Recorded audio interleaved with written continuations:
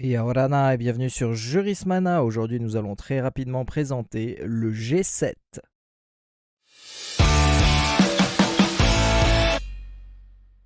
Le groupe des 7, G7, est un forum politique et économique informel qui rassemble 7 économies influentes dans le monde. Il a été créé en 1975, initialement sous le nom de G6, en réponse au premier choc pétrolier, dans le but de coordonner les politiques macroéconomiques mondiales. Les membres sont les États-Unis, le Japon, l'Allemagne, la France, le Royaume-Uni, l'Italie et le Canada, qui a rejoint le groupe en 1976. À noter que l'Union européenne est associée aux travaux depuis 1977. Ses représentants participent à toutes les réunions, mais l'Union européenne ne prend jamais la présidence du groupe. La Russie a temporairement intégré le groupe en 1998, formant ainsi le G8. Elle en a été définitivement exclue en 2014, suite à l'annexion de la Crimée, marquant le retour au format G7. Bien que ces pays représentent un poids financier et d'influence majeure, le G7 ne compte que pour environ 10% de la population mondiale.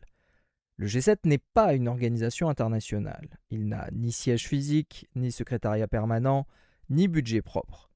Chaque année, un pays membre prend la tête du groupe et organise le grand sommet annuel. Le Canada a présidé en 2025, suivi de la France pour 2026.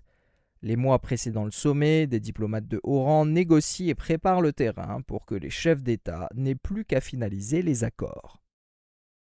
Et si ce type de vidéo vous plaît, n'hésitez pas à la commenter, à l'aimer, à la partager et bien évidemment à vous abonner à la chaîne Jurismana Maharuru. Historiquement concentré sur les taux de change et l'économie, le G7 s'est élargi à toutes les crises mondiales majeures. Sécurisation des chaînes d'approvisionnement, sanctions économiques conjointes, lutte contre le terrorisme, soutien militaire et logistique, transition climatique, politique de santé mondiale, régulation de l'intelligence artificielle, etc. Le G7 est souvent perçu comme un club de pays occidentaux développés.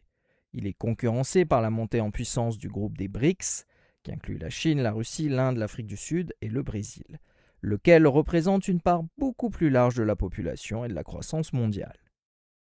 Les sommets se concluent par des déclarations ou des communiqués. Ce sont des engagements politiques forts, mais le G7 n'a aucun pouvoir légal pour forcer ses propres membres ou d'autres pays à respecter ses promesses. Et voilà, nous en avons terminé avec cette très rapide vidéo sur le G7.